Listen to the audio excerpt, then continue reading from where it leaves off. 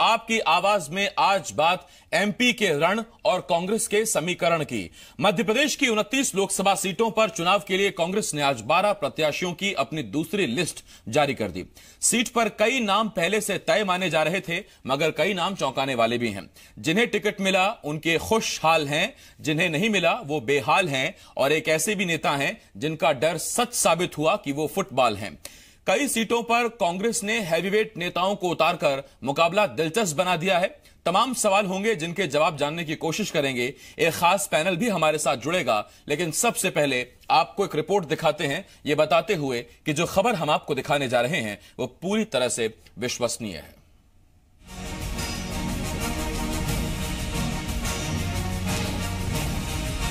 लोकसभा चुनाव की गर्मी दिनों दिन बढ़ती जा रही है। वोटर चुनाव की तारीखों और नतीजों का इंतजार कर रहा है, तो उम्मीदवार एक अदद टिकट की मांग कर रहे हैं। जिन्हें टिकट मिल गया उनके चेहरे पर खुशी की लहर है, जिन्हें नहीं मिला उनके अगले कदम का इंतजार है। इसी उठापटक के बीच कांग्रेस ने 12 प्रत्याशियों की अपनी दूसरी लिस्ट जारी कर दी है। आइए सबसे पहले आपको बताते हैं कि पार्टी ने किसे टिकट दिया है। सागर प्रभु सिंह ठाकुर, दमोह प्रताप सिंह लोधी, सतना राजाराम त्रिपाठी, रीवा सिद्धार्थ तिवारी,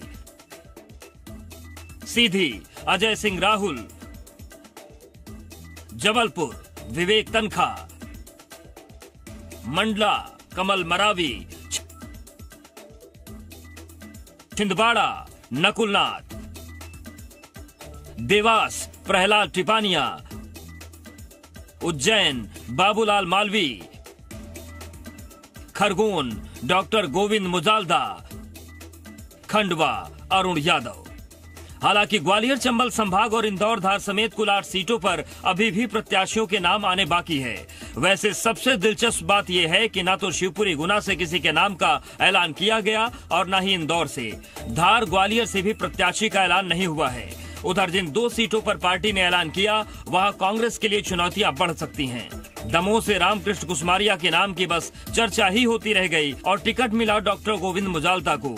साथ ही खंडवा से पूर्व प्रदेश अध्यक्ष अरुण यादव को टिकट दे दिया गया, जबकि निर्दलीय विधायक सुरेंद्र सिंह शेरा यहां से परिवार के लिए टिकट मांग रहे थे।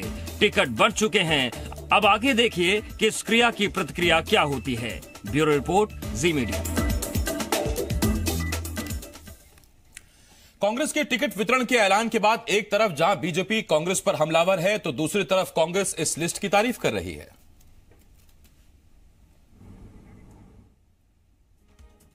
योग्य उम्मीदवारों को टिकट दिया गया, एक बहुत अच्छी सूची, और कहीं ना कहीं ये ऐसी सूची है कि जिसमें निश्चित तौर पे सब जीतने वाले और योग्य उम्मीदवार हैं, और निश्चित तौर पे इस निर्णय की सब सराहना भी हो रही है। बीजेपी के पास तो उम्मीदवार ही नहीं मिल रहे हैं अभी तक। भोपाल जैसे जहां दिग्विजय सिंह जी को कमजोर बता रहे हैं वहां उम्मीदवार नहीं मिल रहा है। इंदौर जैसी जगह जहां ताई 8 बार से सांसद है वहां उम्मीदवार नहीं मिल रहे। बीजेपी में तो बड़ा संशय वाली स्थिति। बीजेपी को तो उम्मीदवार के लिए शायद, जैसा कमलनाथ जी ने पहले भी कहा, कि विज्ञापन निकालना पड़ेंगे, उसके बाद ही। कांग्रेस ने जो 12 लोगों की लिस्ट अभी जारी की है उसमें बहुत स्पष्ट रूप से वंशवाद दिखाई देता है, और कोई नई बात नहीं थी। ये तो पहले से पूरी जानकारी में विषय था, लेकिन अभी बाकी की भी जो नाम घोषित होना है उसको लेकर के कांग्रेस में आज भी जद्दोजहद मची हुई है।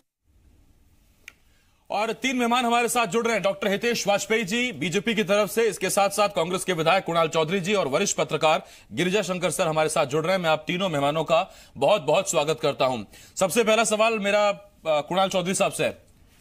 कुणाल जी, 12 प्रत्याशियों के नामों का ऐलान हो गया। जिनको टिकट मिला वो खुशहाल हैं, जिनको नहीं मिला वो बेहाल हैं, और एक नेता ऐसे भी हैं जिनका डर सच साबित हुआ कि वो फुटबॉल हैं। कभी सतना कभी सीधी, कभी सतना कभी सीधी। सीधी तरीके से क्यों नहीं बताते सर कहां से लड़ना है? देखिए, आप जिस बात को कर रहे हैं, इस प्रदेश के सबसे वरिष्ठ नेता माननीय अजय सिंह जी, जो सीधी से खुद विधायक भी वहां से चुरट से रहे, कई वर्षों से वो लगातार, उनका एक अनुभव है। और सीधी के एक सर्वमान्य नेता के रूप में माननीय अजय सिंह राहुल भैया है। आप जिस बात को मजाकिया लहजे में उन्होंने बात कही, उस बात को जिस बात से गंभीरता से ले रहे हैं, मुझे खुशी हुई कि एक मजाकिया लहजे से कही हुई बात को बहुत गंभीरता और संजीदता से आप ले रहे हैं। कई बातें और भी वो बहुत कहते हैं कि भैया 15 लाख का क्या हुआ, अच्छे दिन का क्या हुआ, काले धन का क्या हुआ, और कई चीजों के अंदर जो जनता के साथ विश्वासघात किया, उन बातों को भी उसी प्रमुखता से ले तो बेहतर होगा। और पूरी जिस प्रकार की एक लिस्ट आई है, लगातार जो प्रत्याशियों का चयन एक बेहतर तरीके से, एक बेहतर व्यवस्था के साथ और एक सामाजिक सामंजस्य के साथ और एक पूरी तरीके से एक अच्छी रणनीति के साथ यहां पे कांग्रेस पार्टी ने किया है। और आपने देखा होगा कि अभी जितनी सीटों का चयन हुआ है, ना तो कोई विरोध की बात आई है, जिस प्रकार से भारतीय जनता पार्टी में जरूर कि टीकमगढ़ के विधायक वहां पे कहते हैं कि इनकी स्थिति गंभीर है, और लगातार जिस प्रकार की स्थितियां हो रही, कांग्रेस पार्टी में बेहतर प्रबंधन के साथ, बेहतर स्थिति के साथ टिकट बांटे। और इस बार आप देखेंगे कि किस प्रकार से कांग्रेस पार्टी 20 से ज्यादा सीटें मध्य प्रदेश में जीतेगी। ठीक, कुणाल जी, आपने सर एक बात कही, आपने कहा कि बड़े समीकरण और बहुत गहनता और बड़े गूढ़ तरीके से आपने बताया कि सीटों का क्या समीकरण है, किसके पीछे क्या वजह रही, किसको टिकट दिया गया। मेरा आपसे एक छोटा सवाल है सर, सिंधिया के प्रभाव वाली जितनी सीटें हैं उनको होल्ड क्यों कर दिया गया? देखिए, मंथन चिंतन ये पार्टी का अपना अंदरूनी मामला होता है। लगातार मंथन चलते हैं और कांग्रेस पार्टी में कई जगहों पे कई अच्छे और बेहतर प्रत्याशी हैं। बेहतर में से सबसे बेहतर को कैसे चुना जाए, उसके ऊपर मंथन चलता है। अब इस प्रकार से तो भारतीय जनता पार्टी कई सीटों पर अभी तक प्रत्याशी नहीं दे पाई है। भोपाल में जहां पे इंदौर की जगह की बात कर ली, ये प्रत्याशी चयन की एक प्रक्रिया होती है। हर दल की एक अपनी प्रक्रिया होती है, अपने अपने दल अपने अपने तरीके से प्रक्रिया को करते। हमारे दल का अपना तरीका है और उस तरीके से हम उस पर काम कर रहे हैं। और आप देखेंगे कि इस बार ग्वालियर चंबल की सारी सीटें कांग्रेस पार्टी जीतेगी। अभी आपने विधानसभा के अंदर भी नतीजे देखे होंगे, दूसरी जगहों के भी नतीजे देखे होंगे। मध्य प्रदेश में बेहतर तरीके से किसी के होल्ड किसी के नहीं, कांग्रेस पार्टी अपने हर कार्यकर्ता के साथ मजबूती के साथ खड़ी है और एक बेहतर हर कार्यकर्ता के साथ मजबूती से पार्टी खड़ी है। इस पर मैं अगला सवाल आपसे पूछूंगा कि हर कार्यकर्ता के साथ पार्टी मजबूती से खड़ी है। हितेश वाजपेयी जी, मैं आपके पास आ रहा हूं सर। राजू मालवीय को भी हम सुन रहे थे आज, चूंकि वो चुनाव आयोग के बाहर से बाइट दे रही थी, पीछे बिल्डिंग नजर आ रही थी। वो मसला उसका था कि नौकरी पाओ और बूथ जिताओ, लेकिन एक बयान उन्होंने लिस्ट पर भी दिया। उन्होंने कहा कि पूरी लिस्ट देखिए तो वंशवाद नजर आता है। सर, इधर तो वंशवाद नजर आता है, लेकिन आज की तस्वीरें ये भी है कि रामपाल सिंह पूरे कुनबे को लेकर आज पहुंचे थे सुषमा स्वराज के यहां, और खबर है पुरजोर तरीके से मांग रखी है साधना सिंह चौहान को चुनाव लड़वा लें विदिशा से। ये वंशवाद नहीं है क्या? देखिए, मुझे लगता है आसिफ जी, आप जो बात कह रहे हैं उसको मैं सूचना की दृष्टि से ले लेता हूं। बाकी मेरे पास ऐसी कोई अधिकृत रूप से जानकारी नहीं है, इसलिए मैं इसकी पुष्टि नहीं कर पाऊंगा। और पुष्टि के अभाव में चुनाव का सीजन है, बहुत कुछ पीछे पीछे हो जाता है सर। और मुझे लगता है फिर अब मैं थोड़ा सा और अंदर जाता हूँ। हाँ सर। तो आप शिवराज जी की बाइट आपके ही चैनल पे मैंने सुनी है, शायद कल की है वो बाइट, जहां तक मुझे ठीक से याद है। विवेक जी ने बात की थी उनसे, तो उस पर भी उन्होंने मना कर दिया था, तो इसलिए कोई बहुत उसका प्रश्न उद्भूत नहीं होता है। ठीक। और बाकी और कोई प्रश्न पूछेंगे, क्योंकि मूल विषय कांग्रेस का है, तो मैं और सीधी सतना को सीधा कर सकता हूँ। हाँ, लाइए सर, सीधी और सतना करिए सर, उसीलिए तो बुलाया है सर। तो मेरा बस इतना कहना है आसिफ जी, देखिए अभी मूल मुद्दे नहीं है, टिकट वितरण ही आपका मेन है। और चूंकि कांग्रेस की सूची आई है, तो स्वाभाविक है कि एक बड़ा सवाल तो सिंधिया जी का आपने पूछ ही लिया। जो ये सीधी सतना वाला विषय हुआ है, बड़ा इंटरेस्टिंग विषय है।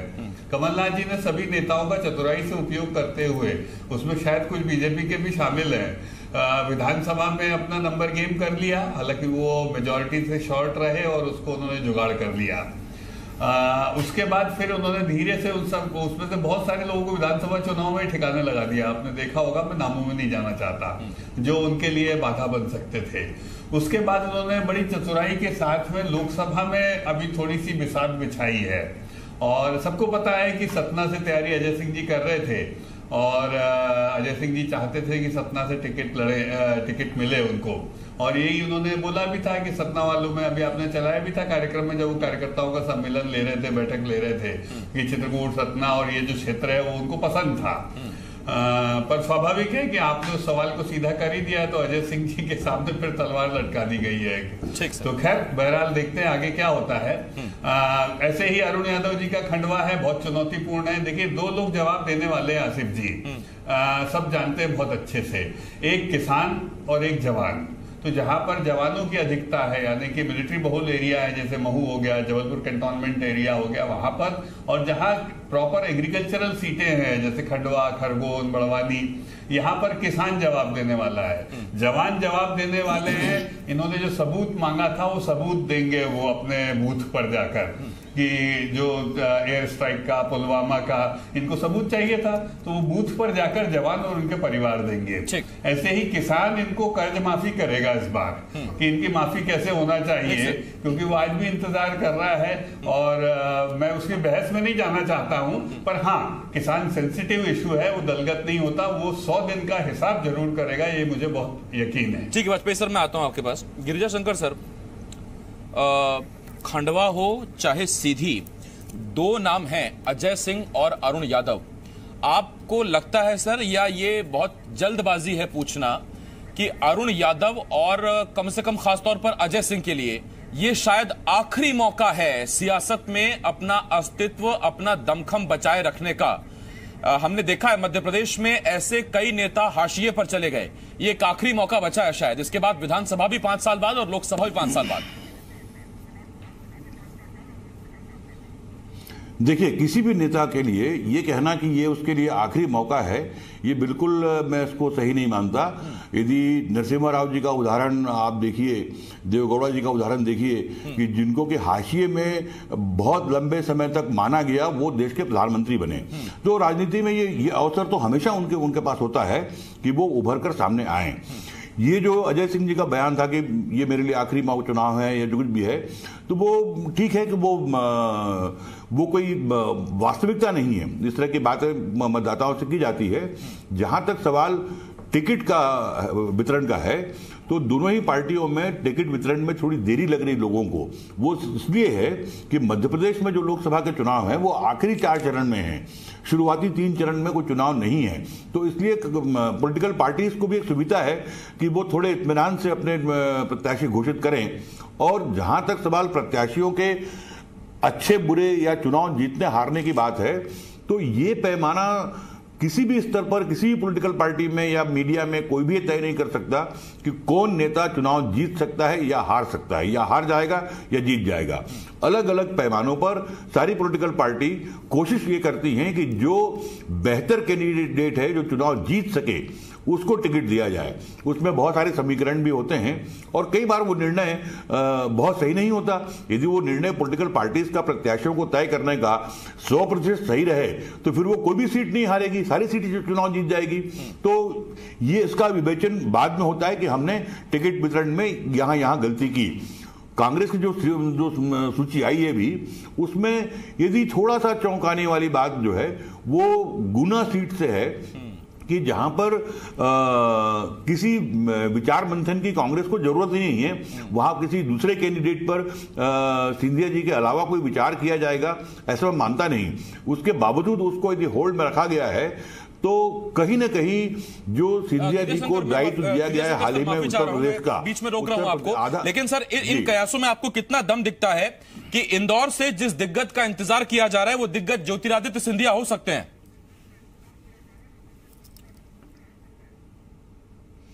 अभी तो मैं जो मान के चल रहा हूं कि आधे उत्तर प्रदेश के चुनाव की जिम्मेदारी जिस नेता के ऊपर हो, क्या वो चुनाव लड़ना अफोर्ड करेंगे या पार्टी उनको इतना वक्त देगी कि चुनाव लड़ें? अभी तो मैं ये मान के चल रहा हूं।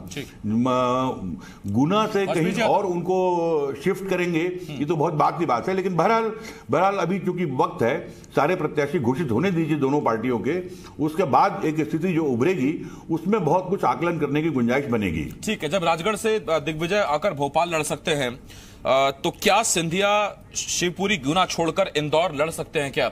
और वो गढ़ जिसे कमलनाथ दरअसल खत्म करना चाहते हैं, फिर वो यहां मैं एक बात कह दूं, मैं जी सर, जो बात आपने कही है मैं वहां बात कर दूं कि कमलनाथ जी ने दो बातें बहुत स्पष्ट रूप से सार्वजनिक रूप से कही हैं।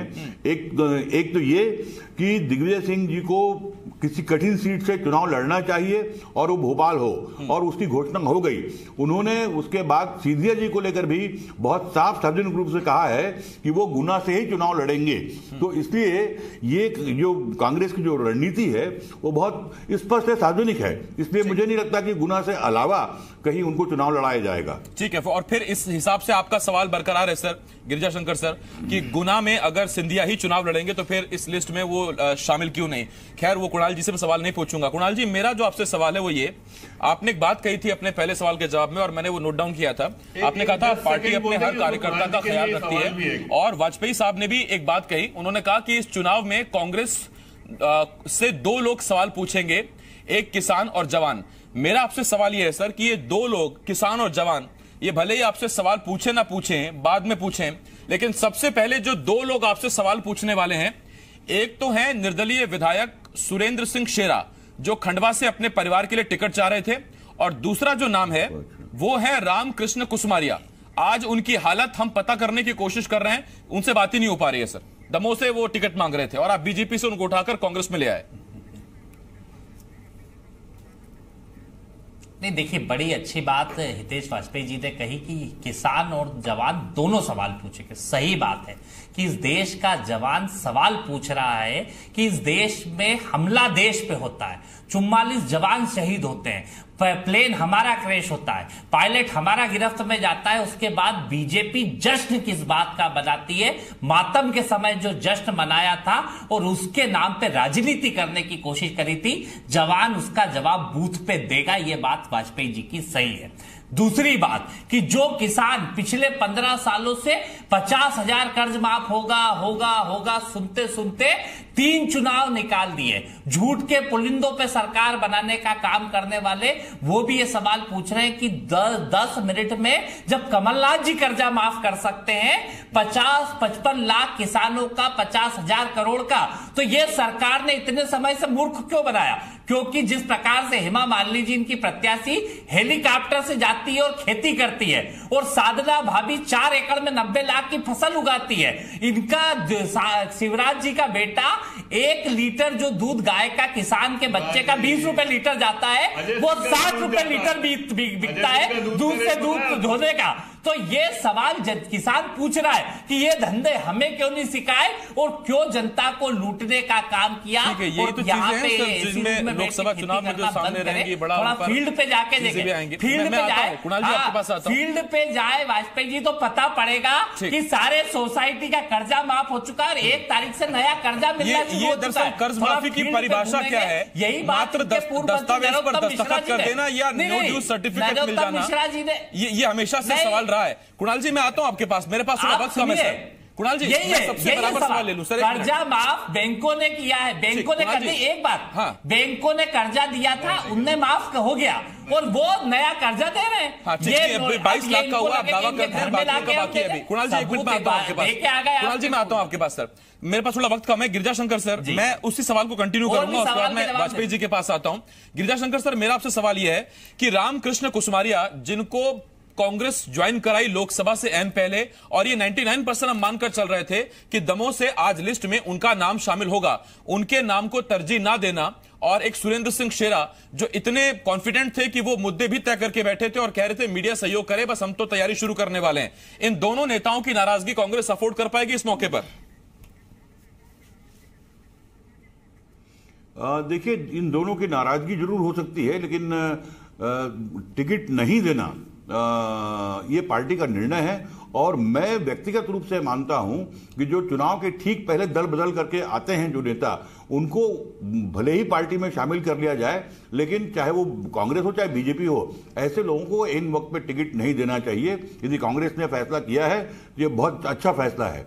जहां तक निर्दलीय विधायक का प्रश्न है, तो वो निर्दलीय विधायक जिस तरह से अपने परिवार के लिए सीट मांग रहे थे, तो वैसे ही वो बहुत तार्किक नहीं लग रहा था। तो इसलिए ये इन दोनों नेताओं का की नाराजगी या उसका कोई बड़ा नुकसान कांग्रेस को चुनाव में होगा, ऐसा मैं नहीं मानता। ठीक है, ये एक अच्छी बात है कि अगर कांग्रेस ने इस लिहाज से कि हम अपने पुराने कार्यकर्ताओं को मौका देंगे, और रामकृष्ण कुसुमारिया चूंकि अभी अभी चुनाव जीतकर आए हैं, अगर ये एक एंगल है इसमें, तो फिर हिमाद्री सिंह का शहडोल से नाम जरूर उठेगा, और वो सवाल भी वाजपेयी साहब से जरूर उठेगा कि फिर आपने अपने कार्यकर्ताओं को मौका क्यों नहीं दिया। सुना उधर ज्ञान सिंह भी नाराज हैं। देखिए, मैं पहले 2-3 बातें जरूर कहना चाहता हूं। सर, वक्त कम है, आप अपने आप देख लीजिए और हल कर देता हूं आसिफ जी, और आप भी अपने आप से बहुत आपको नंदू भैया की समस्या हल कर दो तो बेहतर होगा। उनको गाली दे रहे हैं तो नंदू भैया आपने आरोप लगाया, भाई और ताई की समस्या सॉल्व कर दे, ज्यादा बेहतर होगा। कुणाल जी 1 मिनट सर। नहीं, मैं इनसे आग्रह कर रहा हूँ, हमारी समस्या नहीं है, ये भाई और ताई की समस्या सॉल्व कर दे, और नंदू भैया और इनकी पूर्व मंत्री की, हमारी तो व्यवस्था ठीक है। कुणाल जी 1 मिनट। हैकलिंग बोलते हैं इसको टीवी डिबेट में, जब आपके पास वो जवाब नहीं देते। जिस किसान का कर्जा माफ नहीं हुआ हो आसिफ जी, वो बीजेपी को वोट दे दे, इनको झूठा मान के, और जिसका हो गया हो ये कर दे, ये तो मान लोगे बात। ठीक, तो सही है, फैसला हो गया बूथ पे, सही है, ठीक है। तो इसका आप देख लीजिएगा। इसी प्रकार से अब आपको मैं बताऊं, जब अजय सिंह जी का नाम घोषित हुआ तो कोई धन्यवाद देता है, कोई राहुल जी को धन्यवाद देता है। अजय सिंह जी ने क्या लिखा? समर शेष है नहीं पाप का भागी, केवल व्याध। व्याध अब राहुल गांधी हैं कि कमलनाथ हैं, ये आप सोचिएगा। जो तटस्थ हैं, तटस्थ कौन है? वक्त लिखेगा उनका भी अपराध, दिग्विजय सिंह है। समय लिखेगा उनका भी अपराध। यही बात, उस बात को समझो गुरु को, कि किस बात को कही कि जनता कि जिसको जहां से टिकट चाहिए था वो दिए ही नहीं है इनने। उनने तैयारी सपना की गई, उनको सीधी टिका दिया है, तो उनको टिका दिया है या वो टिक गए हैं, ये ठीक है। टीवी डिबेट में जब सवाल पूछे जाते हैं तो उसका अगर आप जवाब ना देना चाहें तो पुराने सवाल का जो सवाल पूछा गया उस पर आप निशाना भी साध सकते हैं। वाजपेयी जी भी इस पर माहिर हैं, खूब टीवी डिबेट्स में बैठते हैं। खैर, ये अलग अलग चीजें हैं। बहुत शुक्रिया, वक्त मेरे पास खत्म हुआ और मैंने बताया था कि वक्त बहुत कम है मेरे पास। कुणाल जी, वाजपेयी साहब, गिरिजा शंकर सर, बहुत शुक्रिया आपका हमारे साथ जुड़ने के लिए। 12 प्रत्याशियों की दूसरी लिस्ट सामने आ गई है। लिस्ट में कई कद्दावर चेहरों को मौका दिया गया है। 2-3 ऐसे नाम हैं जिन्होंने बहुत उम्मीदें लगा रखी थी। हम ये नहीं कहेंगे कि हम मानकर चल रहे थे कि उनको टिकट मिलेगा, उन्होंने उम्मीदें लगा रखी थी, उनको टिकट नहीं मिला। एक नेता ऐसे भी हैं जो टिकट मांगते कहीं से हैं और उन्हें टिकट मिलता कहीं से है। पिछले 2-3 बार से तो ऐसा ही हो रहा है और इसका दर्द उन्होंने कई बार अपना दिखाया भी है। और आज एक बार जब फिर उनके साथ ऐसा हुआ है, तो आज जो वाजपेयी जी जिस फेसबुक पोस्ट का वो जिक्र कर रहे हैं, सोशल मीडिया के पोस्ट का, वो अभी क्या शुरुआत भर है या दरअसल ये मैक्सिमम लिमिट है कि उन्होंने अपनी नाराजगी जता दी। अगर ये मैक्सिमम लिमिट है तो इससे शायद पार्टी को ज्यादा नुकसान होगा नहीं, लेकिन जिन नेताओं को टिकट नहीं मिला और जिनकी सीट बदल दी गई या जिनके मन मुताबिक उनको टिकट नहीं मिला, उनकी नाराजगी कहीं पार्टी पर भारी ना पड़ जाए, इसके लिए भी उम्मीद है कि कांग्रेस ने कुछ बी प्लान तैयार कर रखा होगा।